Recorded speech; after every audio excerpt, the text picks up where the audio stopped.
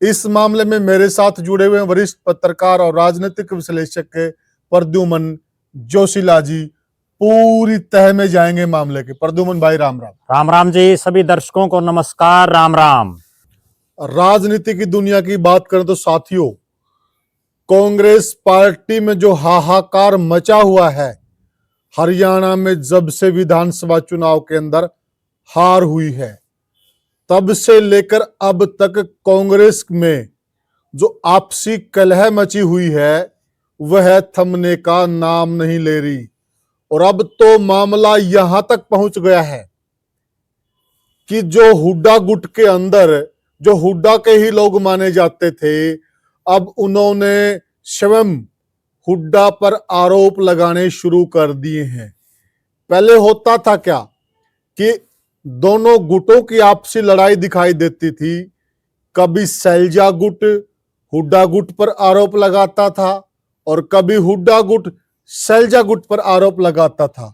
अब तो जो हुड्डा के चेले माने जाते थे, कहीं न कहीं राजनीति में जिनका सूर्य हुड्डा साहब की वजह से उदय हुआ, और कहीं न कहीं चौधरी संपत सिंह को भी हुड्डा साहब ही कांग्रेस के अंदर लेके आए थे, और अब वही बहुत बड़े बड़े तीर चला रहे हैं हुड्डा साहब पर। इस मामले में मेरे साथ जुड़े हुए वरिष्ठ पत्रकार और राजनीतिक विश्लेषक प्रद्युमन जोशीला जी पूरी तह में जाएंगे मामले के। प्रद्युमन भाई राम राम। राम राम जी, सभी दर्शकों को नमस्कार, राम राम। प्रद्युमन भाई देखिए, हार हो गई, ठीक है जी, हार होती उसके कारण भी होते हैं जी, परंतु पुराने समय से हम चले देखते आ रहे, कहानी भी सुनी है। वे टोटा बोला मैं तारा घर आऊंगा सलाह कर ले, जी, तो वो बुजुर्ग ने सारा परिवार पूछा, छोरे पूछे, बहू पूछी, वह क्या करना चाहिए, तो उसने ये बोल दिया था भाई एक बात मैं तेरी मानूंगा। तो सारी बहू हम तो एक बहू ने सलाह दे दी, बोला दादा टोटा ने न्यू कह दिया हमारा ही क्लास रह जावे। सही बात है। तो टोटा आ गया, बिल्कुल। और बूढ़ा ने बोला अब मांग ले भी, मैं तेरा घर तो देख मैंने आना है, लेकिन एक चीज मांग ले वह मैं तेरी पूरी करूंगा। बोला वो तुम बेशक आ, लेकिन हमारा ही क्लास रह जाओ टब्बर का। तो टोटा ने बोला वो जो तारा ही क्लास रहेगा तो मैं क्या करूंगा। ठीक है, बात है। तो वही क्लास बिल्कुल कांग्रेस का ही क्लास कहाँ गया प्रद्युमन जी?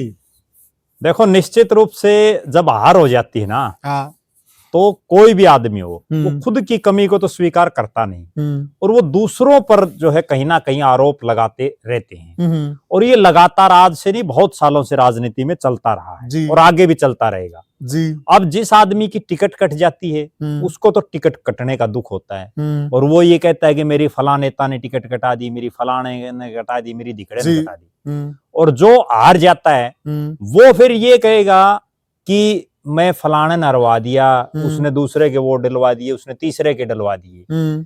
जो जीत जाता है ना आदमी, उनमें कोई इक्का दुक्का तो बेशक यूं कहते हो कि भाई हमारी जो है खिलाफत करी, जैसे 2 विधायकों के नाम आ रहे हैं अभी, जो जीतने के बावजूद बार बार ये कह रहे हैं कि उनके साथ कुछ एक पार्टी के लोगों ने भीतरघात किया, जिनमें एक बीजेपी के विधायक हैं हांसी से विनोद भ्याणा, जिन्होंने बीजेपी की भरी मीटिंग में ये आरोप लगाए कि जो पार्टी को मां कहते हैं उन्होंने ही इस मां के साथ धोखा करने का काम किया। दूसरे जो विधायक हैं वो है नारनौंद के जस्सी पेटवाड़ जी, जो अपनी जीत को भी अभी तक सही ढंग से पचा नहीं पा रहे, और वो भी लगातार जो है ये कह रहे हैं कि उन्हीं की पार्टी के कुछ लोगों ने उनके साथ गद्दारी की, और वो तो यहां तक भी बोल रहे हैं कि जो है जो साथी हैं उन्होंने गद्दार बन करके, जो कांग्रेस के साथी हैं उन्होंने उनके साथ गद्दारी की, जो काम दुश्मन भी नहीं करता। ठीक कहा। तो कहीं ना कहीं ये तो जीते हुओं का है, हालांकि जो बाकी जो लोग जीते हुए हैं ना हरियाणा प्रदेश में 88 और उनका कहीं कोई इस तरह का अभी तक कोई बयान दिखाई नहीं दिया है जी। जबकि हारे जीतने के बाद तो इंसान दरिया दिल हो जाता है प्रद्युमन भाई, जीतने के बाद तो सबके वोट आए मानते हैं, और हार गया तो किसी के भी नहीं है। हाँ बिल्कुल, हार तो एक वोट से भी होगी तो किसी के नहीं आए जी जी, ठीक, हार तो हार है।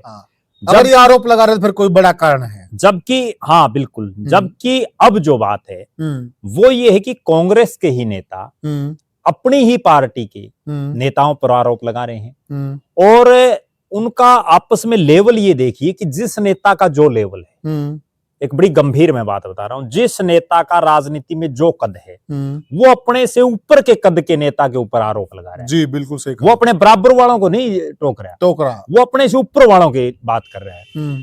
अब जो ताजा मामला है, हालांकि ये मामला जब विधानसभा चुनाव का परिणाम आया उसके तुरंत बाद भी बरवाड़ा से जिनको कांग्रेस ने टिकट दी, रामनिवास घोड़ेला, उन्होंने ये आरोप उस समय भी लगाए थे कि कांग्रेस के सांसद जयप्रकाश जेपी और उनके जो साथी हैं उन्होंने उनकी मदद नहीं की।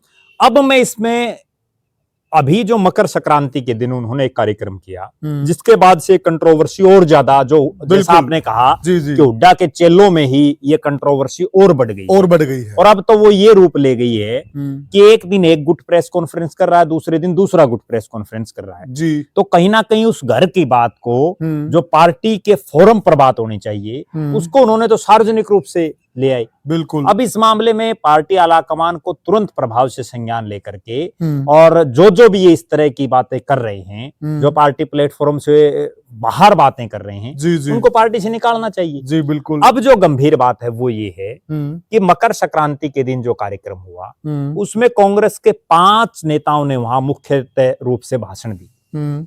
अगर उन 5 नेताओं की मैं बात करूं तो उनमें से 4 नेता तो ऐसे हैं जो खुद दल बदलू हैं जी, जिनका खुद का कोई स्टैंड नहीं है। बिल्कुल। अब मैं उदाहरण के साथ उनके नाम बताता हूं।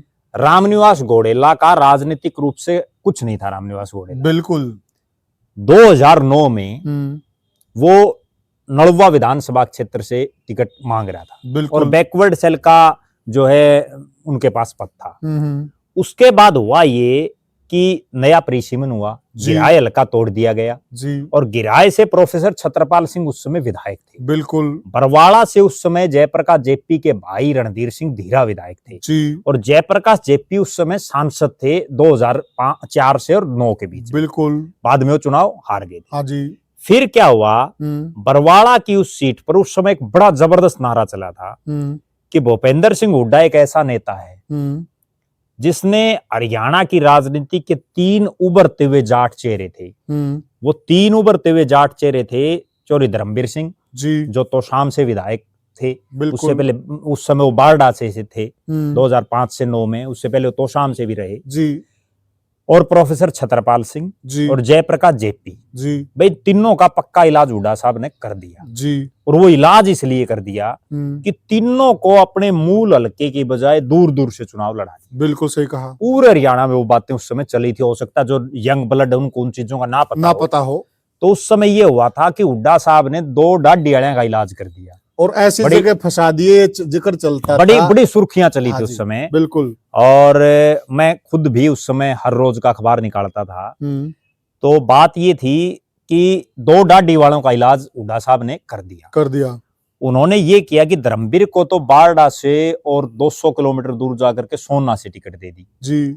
छत्रपाल सिंह को हांसी से लड़ा दिया जी। और जेपी को आदमपुर से लड़ा दिया। और बरवाड़ा में जो कहीं लाइन में भी नहीं था, जिसने खुद ने भी ये कल्पना नहीं की थी कि तेरे को बरवाड़ा से टिकट मिल जाएगी, उस रामनिवास घोड़ेला को उन्होंने टिकट दे दी। बिल्कुल सही। और रामनिवास घोड़ेला केवल एक नारे पर चुनाव जीत गए, वो पूरा। मैं खुद उसका प्रत्यक्षदर्शी हूँ कि जो आदमी जेपी और छत्रपाल की टिकट कटा सकता है, वो आदमी अगर राज आ गया तो कहीं ना कहीं पूरी चौधर में। बिल्कुल। यानी कि हुड्डा दरबार में और ऊपर हाई कमान में इस आदमी की पकड़ है। बिल्कुल भाई। जिसने जेपी और छत्रपाल वो जिसने देवीलाल को हराया जी। जेपी वो जो लगातार उस समय जो है 3 बार का एमपी था, केंद्र में मंत्री था, एमएलए था, बड़ा चेहरा था। बिल्कुल जी। और उसका भाई सिटिंग एमएलए था जी। उनकी टिकट कटवा दी।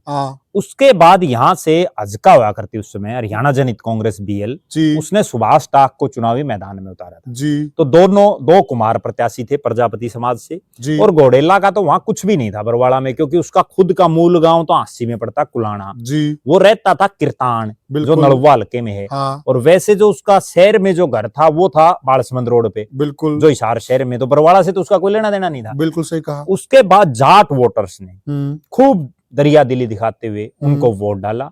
उस समय एक बात बड़ी गौर से चली थी कि सुभाष टाक को 20,000 के आसपास वोट मिले थे जी। जो बैकवर्ड समाज का वोट था उसमें अच्छे खासे वोट, विशेषकर जो प्रजापति समाज के, वो सुभाष टाक ले गया था जी। और रामनिवास घोड़ेला विधायक बन गया।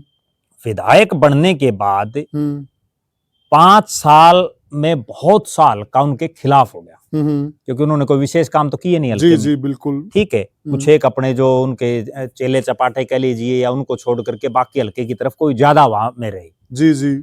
फिर 2014 का चुनाव आया। 2014 के चुनाव में उन्होंने फिर कांग्रेस ने उनको टिकट दी जी और कांग्रेस की टिकट पर उन्होंने चुनाव लड़ा, वो बुरी तरह से हारे। जी।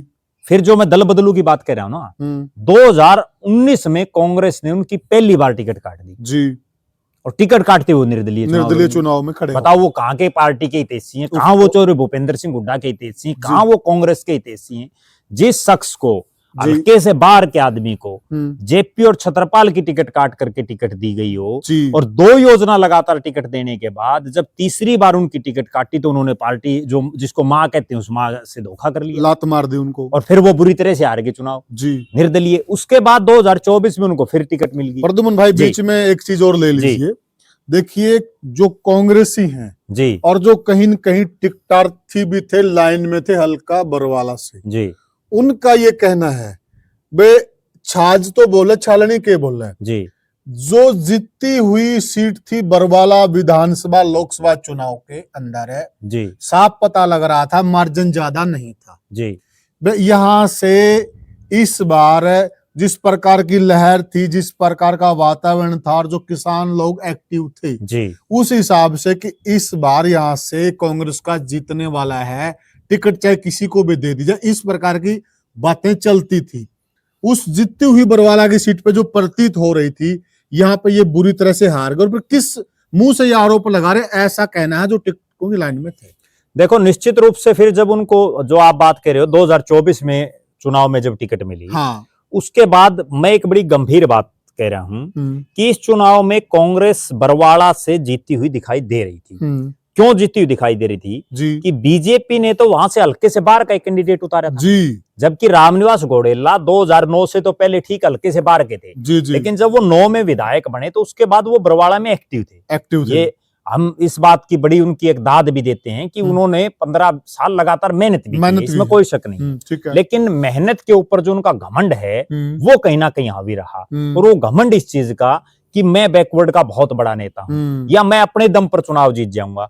एक बात क्यों नहीं स्पष्ट कर रहे रामनिवास घोड़ेला जी कि टिकट मिलने के बाद जो 10 लोग टिकट की लाइन में थे जी बरवाड़ा से, उनमें से वो कितनों के घर जाकर के उनसे अपने समर्थन के लिए उन्होंने अपील की और जो कि मजबूत भी थे, वो बिल्कुल वो काम भी कर रहे थे। अगर ये काम कर रहे थे वो भी काम कर रहे थे, करसन सात रोड काम कर रहा था, भी हम आएंगे, बिल्कुल पुनिया काम कर रहा था, बहुत सारे लोग काम कर रहे थे। देखो बिल्कुल उस चीज पर भी हम आएंगे, काम कर रहे ना कर रहे लेकिन वो लाइन में थे, ठीक है। और जब लाइन में थे वो तो उनके घर क्यों नहीं गए वो, या वो गए तो वो ये बताएं कि उन्होंने क्या कहा, ये बात तो अभी तक वो कोई स्पष्टीकरण उन्होंने नहीं दिया है। जी जी।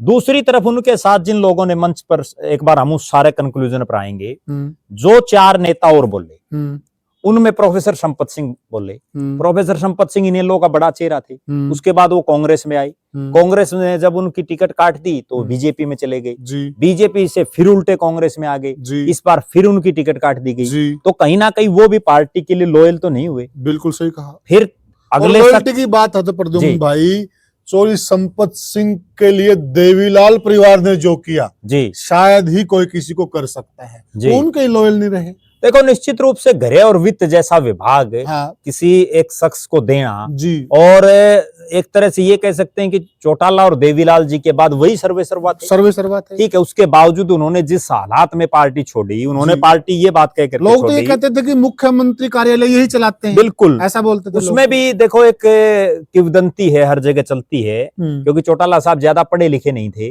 और प्रोफेसर साहब पढ़े लिखे थे, तो भाई चिट्ठी पढ़ने के लिए जो है प्रोफेसर साहब को अपने साथ रखते थे, तो ये एक चर्चा पूरे हर जगह है और इसीलिए उनका वेट था जी। अब प्रोफेसर साहब की अगर बात करें तो आप ये देखिए कि इनेलो ने उनको जो कुछ दिया, उसके बाद वो जब छोड़ करके चले गए इनेलो या देवीलाल की पार्टी को जी, उसके बाद कांग्रेस ने उनको क्या दिया, कांग्रेस ने उनको सिर्फ एक चीज दी। 2009 में जब प्रीसीमन के बाद पहला चुनाव हुआ तो उनका कोई हल्का, क्योंकि भट्टू तो उनका टूट गया था जहां से वो लगातार चुनाव लड़ रहे थे जी, तो उनको नलवा से टिकट दे दी, नलवा से एक एमएलए बना दिया, उसके बाद तो कुछ नहीं बनाया जी। फिर 2014 में प्रोफेसर संपत सिंह को टिकट दी, वो चुनाव हार गए। 2019 में उनकी टिकट काट दी, 2024 में फिर टिकट काट दी जी। तो इसका मतलब तो कांग्रेस में आकर के तो उन्होंने मेरे ख्याल में बहुत बड़ी गलती की, कुछ भी नहीं हासिल हो पाया। बिल्कुल सही कहा। और इसीलिए वो बार बार इस तरह की बयानबाजी दे रहे हैं। तीसरे जो शख्स हैं प्रोफेसर राम भगत शर्मा। प्रोफेसर राम भगत शर्मा नारनौंद से डाटा मसूद पर गुराना इन गांव के दम पर जो है निर्दलीय विधायक बने जी। और उसके बाद वो निर्दलीय विधायक बनने के बाद फिर चौटाला साहब के पास चले गए, इनेलो में रहे, दल बदलू की जो बात है। इनेलो के बाद वो कांग्रेस में चले गए, कांग्रेस के बाद वो बीजेपी में चले गए, बीजेपी के बाद फिर वो कांग्रेस में आ गए और कांग्रेस में आकर के अब जो है वो इस चुनाव में कहीं नहीं दिखे जी। अगले जो शख्स हैं एक सुखबीर डूडी हैं आदमपुर के, जिनको बीजेपी की सरकार ने मार्केट कमेटी का चेयरमैन बनाया जी। वो बीजेपी को छोड़ करके कांग्रेस में आ गए जी। धर्मवीर गोयत हैं, वो हम ये मान सकते हैं कि वो प्योर कांग्रेसी, उन्होंने कोई पार्टी नहीं बदली। हाँ ये ठीक है कि उन्होंने पहले चौधरी धर्मवीर सिंह के वो बड़े नजदीकी थे जी। अब पिछले कुछ एक साल से वो हुड्डा साहब के नजदीकी, तो उन्होंने पार्टी नहीं बदली। तो ये जो चारों आदमी हैं जी, इसका मतलब तो ये है कि अगर पार्टी हमें तो टिकट दे तो हम कांग्रेसी रहेंगे जी। और अगर हमें टिकट नहीं देगी तो या तो हम दूसरी पार्टी में शामिल हो जाएंगे या हम घर बैठ जाएंगे। ये तो कोई तरीका नहीं, यानी कि वो कहावत होगी मारा ओमी ओमड़ा उनका ओमी ओम प्रकाश। बिल्कुल बिल्कुल बिल्कुल। अब रामनिवास घोडेला अगर इतने ही बड़े कांग्रेसी हैं या इतने ही वो चौधरी भूपेंद्र सिंह हुड्डा के भगत हैं तो उन्होंने 2019 में निर्दलीय चुनाव क्यों लड़ा जी? क्यों उन्होंने कांग्रेस के प्रत्याशी की मदद नहीं की? और ये कोई रजिस्ट्री थोड़ी है, वे सारी जिंदगी एक ही आदमी को टिकट मिलेगी। आपकी भी तो, आपको टिकट मिली तो भी तो सिटिंग एमएलए की टिकट काट करके आपको टिकट दी थी। बिल्कुल जेन्युइन बात है। आप तो सिटिंग एमएलए भी नहीं थे, आप तो हारे हुए थे जब आपकी टिकट काटी। फिर दूसरे एंगल से अगर हम देखें दूसरी तरफ, बरवाड़ा एक ऐसा हल्का है जी, मुझे ये कहने में कोई संकोच नहीं है कि यहाँ के जो कई टिकटार्थी हैं वो प्योर कांग्रेसी है ही नहीं, उनको केवल टिकट से मतलब है जी। अब राजेंद्र सूरा है जिनका बार बार जो है जो घोडेला का गुट या घोडेला साहब भी उनका नाम ले रहे हैं, अब उनकी सुन लो।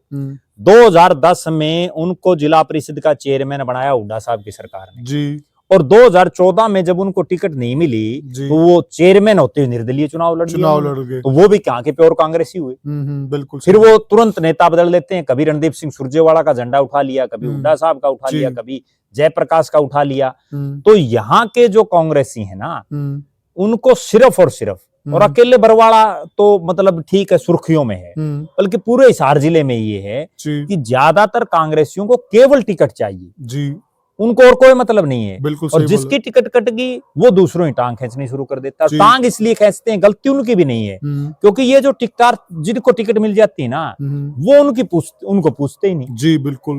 भाई आप देखो जो पैरेलल दावेदार हैं, 10 आदमी किसी हल्के में टिकट मांग रहे हैं, आप चुनाव प्रचार तो बाद में शुरू करो, पहले उन 10 को तो अपने साथ लगाओ। बिल्कुल सही कहा। अगर वो अपने साथ क्यों नहीं लगते? घोडेला साहब को एक घमंड हो गया था, वही मैं बताऊं कारण क्या था, और उस चीज से दर्शक भी इत्तेफाक रखेंगे कि उन्होंने, वो एक बार के एमएलए हैं और को बहुत बड़ा राजनीतिक कद और राजनीतिक परिवार भी उनका नहीं है, उन्होंने बैकवर्ड के नाम पर बैकवर्ड की 4-5 रैलियां की अलग अलग जगह, जैसे फतेहाबाद कर दी, गोहाना कर दी, अलग अलग जिलों में उन्होंने रैलियां की। प्रद्युमन भाई मैं बीच में एक चीज जोड़ना चाहूंगा, जिस बैकवर्ड क्लास का वो नेता अपने को मान के चल रहे थे, कहीं न कहीं उसकी पटकथा लिखने वाले तो हुड्डा साहब ही थे।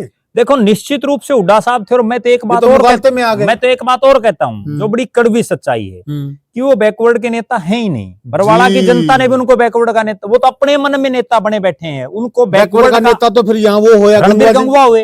आप एक चीज और देखो, अब जो चुनाव परिणाम आया है, बैकवर्ड का नेता कब बनता आदमी? बरवाड़ा हल्के में बैकवर्ड के गांव में बैबलपुर जी, बाडो पट्टी, ढाणी खान बहादुर जी, ढाणी गारण, सात रोड का भी कुछ हिस्सा है, कुछ हिस्सा मील गेट का है, जिनको हम ये कह सकते हैं कि बैकवर्ड डोमिनेटेड हैं जी। बिल्कुल। और कुछ एक तो प्योर बैकवर्ड भी हैं। बिल्कुल। उनमें क्या चुनाव परिणाम रहा?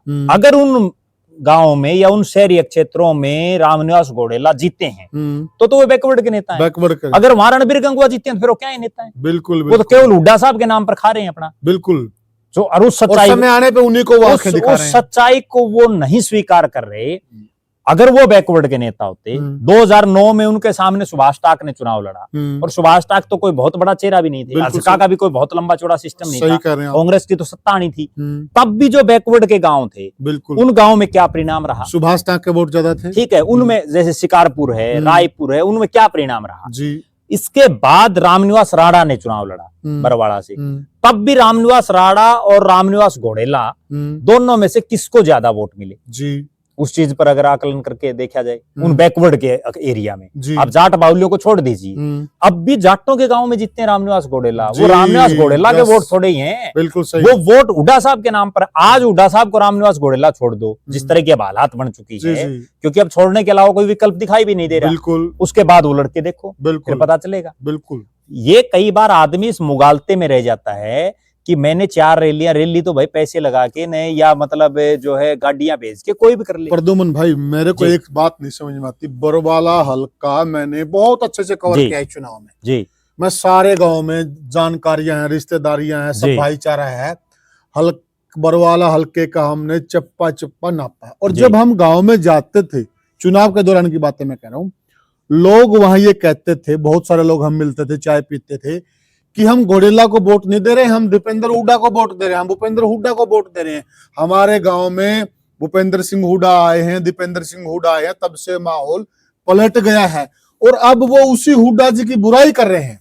देखो, एक सबसे गंभीर बात ये है कि इस बार तो उनके पास एक ऐसा सुनहरी मौका था, अगर नेता होता ना रामनिवास घोडेला, तो इस बार इतना सुनहरी मौका था कि भारतीय जनता पार्टी ने तो हल्के से बाहर के रणबीर गंगवा को वहां टिकट दी जी। क्यों दी? क्योंकि रणबीर गंगवा की नलवा में ये हालात थी कि वो चुनाव जीतने के हालात में नहीं थे जी, और उनको बरवाड़ा से टिकट दे दी जी। इंडियन नेशनल लोकदल ने भी एक ऐसी प्रत्याशी को वहां से चुनावी मैदान में उतारा जिनका जो है मूल जो गांव है वो भी इस हल्के में नहीं है, और कोई बड़ा चेहरा वहां था ही नहीं जी। और घोडेला जो ये जितने नेता थे ना, इनसे ज्यादा पिछले 15 साल से वहां मेहनत कर रहा था जी। उसके बावजूद जब वो नहीं जीत पाया जी, तो इसका मतलब फिर वो किस चीज का नेता है जी? वो तो केवल हुड्डा साहब के रहमो करम पर ही काम कर रहा है जी जी। और उसके बाद आप एक बहुत गंभीर, तो आज किस हवा में है ये? आज इनको किसी ने इन पर डोरे डालने शुरू कर दिए हैं, आज किस हवा में है ये? आज मैं ये समझ पा रहा हूं कि जो आदमी,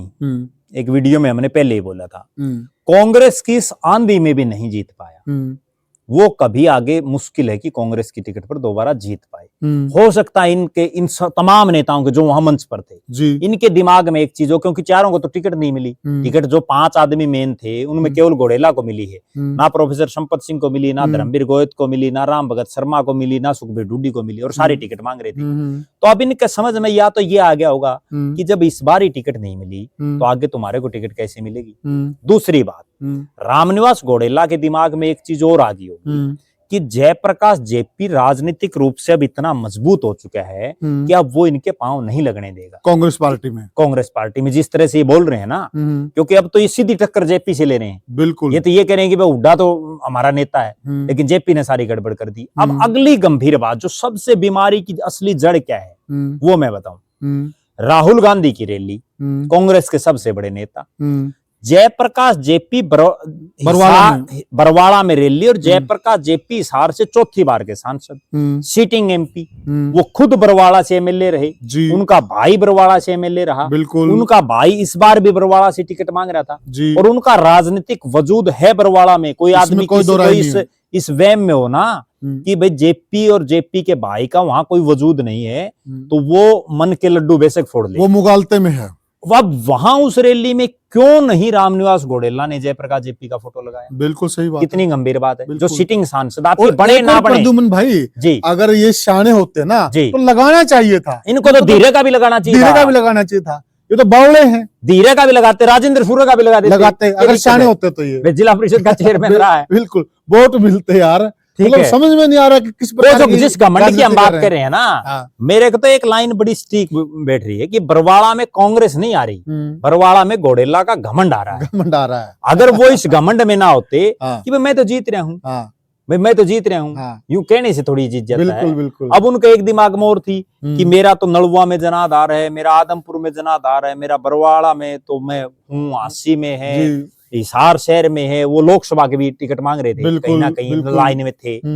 तो लोकसभा के चुनाव में, अच्छा जयप्रकाश जेपी के दिमाग में भी कहीं ना कहीं ये चीज है कि लोकसभा के चुनाव में रामनिवास घोडेला ने उनकी सही ढंग से मदद नहीं की। जी ठीक है, उन्होंने मदद की ना की, लेकिन जेपी चुनाव जीत चुके थे, वो जीते हुए सांसद थे। बिल्कुल उनका फोटो लगाते, और फोटो लगा लगा के नहीं बल्कि उनको पूरा जो आगे लीड में रखते, चुनाव ही तो जीतना था। प्रद्युमन भाई मान लिया, इनकी बात सही मान लेते जी कि जयप्रकाश जी इनकी मदद नहीं करना चाहते जी थे, तो इन्होंने फोटो न लगाकर जयप्रकाश को तो मौका दे दिया ना। बिल्कुल, ये फोटो लगाते, मान सम्मान करते, फिर जयप्रकाश में कमी निकलती, फिर हाईकमान भी उनको बोलता जयप्रकाश जी आपको तो मान सम्मान दिया गया, आपने क्यों मदद नहीं की। मैं आपको एक वाक्य बताता हूँ। भिवानी जिले का एक हल्का है, वहां से एक प्रत्याशी ने इनेलो की टिकट से पहले चुनाव लड़ा, अगले चुनाव में उसकी टिकट काट करके और एक दूसरे को टिकट दे दी, तब इनेलो की अच्छी हवा थी।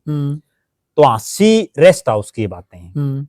वो जो कैंडिडेट आ रहा है, इसी घोडेला जी वाले प्रकरण से ही मामला, और दर्शक भी इस चीज से सहमत होंगे। हाँ। तो वो कैंडिडेट बैठते ही चौटाला साहब के पास, बोला जी मेरे को तो फलाना न हरा दिया।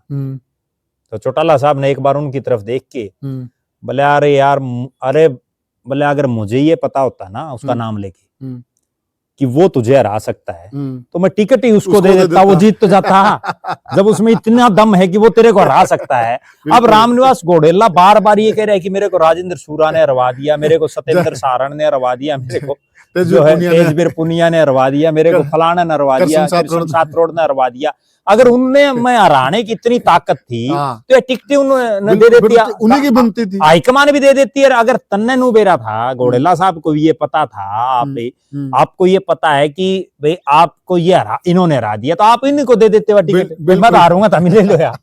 बिल्कुल सही, ठीक है ना, वे गलती से मेरे को दे दिया। हाँ बस, और कांग्रेस बहुत बार होता है ऐसा, कांग्रेस का क्यों नुकसान करे, आप लड़ लो। बिल्कुल। तो कहीं ना कहीं ये केवल और केवल घोडेला साहब इस घमंड और इस हवा में थे कि आपकी तो जीत निश्चित है, और वो घमंड भी उनको और किसी चीज का नहीं था, केवल ये घमंड था कि हुड्डा साहब के नाम पर जो जाट वोट है वो पड़ेगा। जी जी जी, ठीक है, वो इसी मुगालते में रही। और एक बात नहीं समझ में आती मेरे को प्रद्युमन भाई जी, ये जिस प्रकार से ये कार्य कर रहे हैं जी, कॉन्फ्रेंस कर रहे हैं, कभी ये मंच से बोल रहे हैं जी, कभी जनता में भी जाके ये बातें ये रख रहे हैं जी, तो इसको हम अनुशासनहीनता क्यों न माने। और अगर अनुशासनहीनता है तो ये हुड्डा के हितैषी कहां से हैं और कांग्रेस पार्टी के हितैषी कहां से हैं, मुझे ये भी समझा दीजिए। देखो, अनुशासनहीनता की एक बात मैं बताऊं, रामनिवास घोडेला तो पिछले जब से 2009 में उनको टिकट मिली थी ना, तब से लगातार हर बार एक ही बात कहते हैं, और बहुत से लोगों को वो कहते रहते हैं, और मुझे भी उन्होंने कही कि मुझे कोई टिकट दे ना दे, पार्टी देगी तो ठीक है, नहीं देगी तो मन ने तो चुनाव लड़ना है। तो वो फिर पार्टी का कहां लोयल हुआ। जो आदमी ये कहता हो कि वो फिर हुड्डा साहब का भी कहां लोयल हुआ। ये तो हुड्डा साहब और भाई राष्ट्रीय पार्टी इतनी बड़ी पार्टी, तो पार्टी किस चीज का वेट कर रही है? नहीं, तुरंत पार्टी तो इसलिए वेट, पार्टी में समस्या सबसे बड़ी क्या हो रही है कि जो पार्टी अपना विधायक दल का नेता ही नहीं बना पा रही, तो वो ये तो बहुत छोटे मोटे हैं भाई। रामनिवास घोडेला को क्या वहां राहुल गांधी रोड जानते हैं? बिल्कुल सही बात। बरवाड़ा का क्या, उन पूरा हरियाणा तक एक सिस्टम, बिल्कुल सही बात है। बरवाड़ा ने वो क्या करेंगे? तो बात ये है, इसलिए यहाँ तो अभी कुछ नहीं होना, ये यूं ही जुतम प्रचार चलती रहेगी, और ये अब नहीं, तो ये मान के चलें कांग्रेस में हमेशा से रहा है। ये मान के चलें कि भाई जो कांग्रेस में हार के बाद जो हाहाकार मचा हुआ है वो ऐसे ही रहने वाला है, ये सुधरने का नाम नहीं लेंगे। और जो बहुत बड़ी हार हुई है, जीती हुई बाजी ये लोग हारे हैं, तो उससे ये कोई सबक नहीं ले रहे। देखो, निश्चित रूप से मैं एक बात बताऊं, जिन लोगों ने घोडेला साहब के खिलाफ भी प्रेस कॉन्फ्रेंस की, उनमें भी खुद में इतना दम नहीं है कि वो बिना किसी की सह के कोई प्रेस कॉन्फ्रेंस कर दें। ठीक बोले, उनको भी कहीं ना कहीं जयप्रकाश जेपी का वरदस्त हासिल है, तभी तो वो बोल पाई इतना। जी जी बिल्कुल। ठीक है, दूसरी तरफ जिन लोगों ने जेपी के खिलाफ प्रेस कॉन्फ्रेंस की है जी, उनमें भी इतना दम नहीं है कि उन्होंने अपने बलबूते पर वो प्रेस कॉन्फ्रेंस कर दी। बिल्कुल राइट। वो वहां घोडेला का वरदस्त उनको हासिल है। बिल्कुल। ये असली लड़ाई केवल और केवल दो लोगों की, घोडेला और जेपी। और इस लड़ाई में और ट्विस्ट कहां आता है कि प्रोफेसर संपत सिंह भी कहीं ना कहीं ये समझ रहे हैं कि जयप्रकाश जेपी की वजह से उनकी टिकट कटी है। अच्छा। क्योंकि उनके बेटे जो हैं गौरव संपत सिंह, वो भी अपने सोशल मीडिया के प्लेटफॉर्म पर इनडायरेक्ट वे में जी कई बार जयप्रकाश जेपी पर हमले कर चुके हैं। कई बार वो इस तरह की जो जेपी से रिलेटेड कोई ऐसी बातें होती हैं, वो बिना नाम लिखे वो चीजें बोलते हैं। जी। जैसे उन्होंने एक दिन बोला था एक बहुत बड़े नेता के बारे में कि उन्होंने ये कहा था कि इनसे बच के रहना। तो इस तरह की वो जो भाषा शैली है वो यूज करते हैं। अब हालात ये है कि प्रोफेसर संपत सिंह बुजुर्ग हो चुके हैं जी। अब आगे उनको भी कोई टिकट की उम्मीद दिखाई नहीं दे रही। बिल्कुल। धर्मवीर गोयत भी जो है वरिष्ठ नेताओं में, अब उम्रदराज नेताओं में शामिल हो चुके हैं। हाँ। तो उनको भी अब कोई टिकट की उम्मीद दिखाई नहीं दे रही जी। राम भगत शर्मा पहले से ही कोई लाइन में नहीं दिख रहे जी। और सुखबीर डूडी तो कहीं लाइन में है ही नहीं। तो कहीं ना कहीं ये सारे नेता इकट्ठे होकर के ये चाह रहे हैं, मैं जो समझ पा रहा हूं, कि अभी कांग्रेस का अगर कभी कोई छूट बैठा, कोई कार्यकारिणी बनी, कहीं कोई जिला प्रधान की बात आई, कोई और आई, तो भाई हमारे धड़े को ये मिल जाए जी। ये इनका कहीं ना कहीं दबाव प्रेशर बनाने का एक तरीका हो सकता है, प्रेशर पॉलिटिक्स। और दूसरी तरफ ये है कि कांग्रेस में आज भी जयप्रकाश जेपी सर्वे सर्वा दिखाई दे रहे हैं इशारे में। और वो क्योंकि 2004 में आखिरी बार कांग्रेस यहां से जीती जी, तब जेपी ही जीते जी। और उसके बाद अब 2024 में जेपी दोबारा जीते। बिल्कुल। तो निश्चित रूप से वो एक बड़ा चेहरा है। और घोडेला साहब को एक चीज और नहीं भूलनी चाहिए कि जब जेपी और उसका जो जिनको वो इनके चेले चपाटे जो बोल रहे हैं जी, इनमें अगर इतना दम था कि इन्होंने आपको हरा दिया, आपकी खिलाफत की, तो यहाँ तो आपके पास भी एक मौका था। जेपी के बेटे भी तो चुनाव लड़ रहे थे। बिल्कुल। अगर आप इतने बड़े बैकवर्ड के नेता थे, तो क्या कलाए तलके में बैकवर्ड समाज के वोट नहीं है? जी।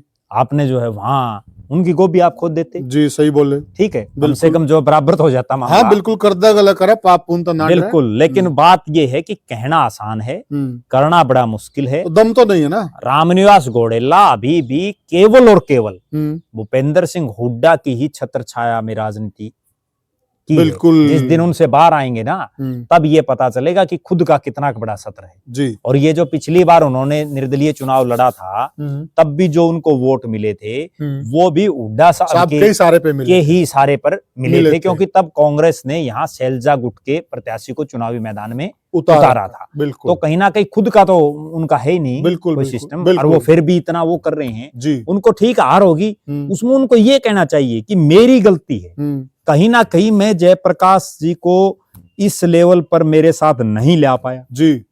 प्रद्युमन भाई जी, सरसोद गांव बड़ा गांव है जाटों का, और किसान यूनियन के भी गांव हैं जी, और वहां से लगातार यह समाचार प्राप्त हो रहे थे कि यह गांव नाराज है, और विशेषकर किसान समुदाय घोडेला से नाराज है जी।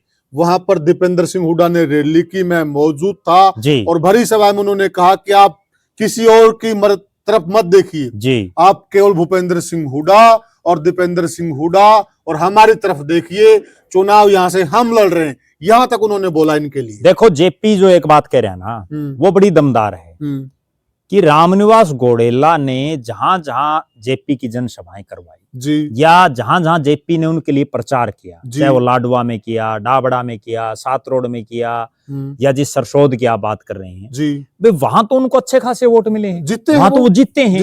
अब समस्या ये है कि जब आप जिस जाति से, जिस समुदाय से आप आ रहे हैं, जब वो वर्ग आपके साथ नहीं है, तो इसमें ना तो कोई जेपी की गलती, ना इसमें कोई भूपेंद्र सिंह हुड्डा की गलती। अगर आपको चुनाव जीतना ही था, तो आप जो आपके बैकवर्ड के गांव हैं, उनमें आपको क्यों नहीं जीत मिल पाई? बिल्कुल सही बात है। आप अगर वहां से जीत जाते, जरूरत नहीं थी। और बैकवर्ड का ही वोट ज्यादा है। जबकि एक सच्चाई और है, रामनिवास घोडेला रणबीर गंगवा से पहले विधायक बने थे जी। बिल्कुल। अगर वो इतने बड़े बैकवर्ड के नेता होते ना, बिल्कुल सही बोले, तो वो रणबीर गंगवा से पहले विधायक बने थे। रणबीर गंगवा तो चुनाव हार गए थे 2009 में, बिल्कुल, और वो एमएलए बने थे। और उसके बाद रणबीर गंगवा तो राज्यसभा में चले गए, डिप्टी स्पीकर बने, प्रदेश की सरकार में आप फिलहाल मंत्री हैं। जबकि रामनिवास घोडेला केवल उसे एक चुनाव को छोड़ करके दोबारा जीत ही नहीं पाए। कहीं ना कहीं कमी तो उनमें खुद में है, उस चीज को एक्सेप्ट नहीं कर रहे। बिल्कुल। तो साथियों, यह जो चर्चा हमने की, इसका मूल जो निकलता है, इसका मूल शीर्षक यही निकलता है कि खुद में कमी, खुद बैकवर्ड समाज को अपने साथ नहीं लगा पाए घोड़ेला साहब, और कहीं न कहीं हार है जो, उस हार के आरोप वो किसी और पर मढ़ने की कोशिश कर रहे हैं। और इस प्रकार की कोशिश मेरे हिसाब से कभी कामयाब नहीं होती। जितना वो ज्यादा खुश हैं, कमजोर होते जाएंगे। इसमें एक बात और हम बीच में साथ में जोड़ सकते हैं, जिससे दर्शक भी सहमत होंगे जी। हुड्डा साहब ने या कांग्रेस के आला कमान ने उनको क्यों टिकट दी? उनको केवल और केवल इसीलिए तो टिकट हुड्डा साहब ने बहुत लोगों को नाराज करके टिकट दी उनको केवल और केवल इसलिए तो टिकट दी थी कि जाट समाज तो कांग्रेस के साथ है जी। जो उनके पैरेलल जितने टिकट मांग रहे थे वो सारे जाट समाज के थे। बिल्कुल। चाहे वो कुलजीत घनघस हो वो जाट थे, राजेंद्र सूरा हैं वो जाट थे, कृष्ण शात्रोण वो जाट थे, तेजबीर पुनिया वो जाट थे, सत्येंद्र जो भी हैं वो सारे जाट थे जी। बिल्कुल बिल्कुल ठीक है। और उन सब को दरकिनार करके जब रामनिवास घोड़ेला को टिकट दी तो केवल और केवल इसी एक क्राइटेरिया पे तो दी होगी ना कि ये बैकवर्ड के वोट अपने साथ ले आएगा, क्योंकि वो खुद ये कहते थे कि मैं तो बैकवर्ड का सबसे बड़े नेता हूं। बिल्कुल बिल्कुल। और जब वो बैकवर्ड ने उनको वोट नहीं दिया तो फिर उसमें गलती किसकी है? बिल्कुल सही बोले आप। तो साथियों, ये चर्चा हमने की जो ताजा हालात हैं हिसार क्षेत्र के और कांग्रेस पार्टी के। आखिर कांग्रेस चाहती क्या है? अभी भी वो कोई सबक नहीं ले रही है, उल्टा जिस प्रकार के समाचार मिल रहे इससे कांग्रेस पार्टी निरंतर कमजोर होगी। और अगर डैमेज कंट्रोल नहीं किया गया, अगर वहां नाका नहीं लगाया जहां पे टूट गया रजबाया, तो गांव के गांव डूब जाएंगे, इसमें भी कोई दो राय नहीं है। आप क्या मानते हैं, आप क्या सोचते हैं, हमें कमेंट सेक्शन में जरूर बताइएगा। और वीडियो को ज्यादा से ज्यादा शेयर कीजिएगा और चैनल को सब्सक्राइब कीजिएगा। आपका प्यार साथियों हमें यूं ही मिलता रहे, आपके प्यार की हमें हमेशा इंतजार रहती है। फिर मिलेंगे किसी और वीडियो में, तब तक के लिए राम राम।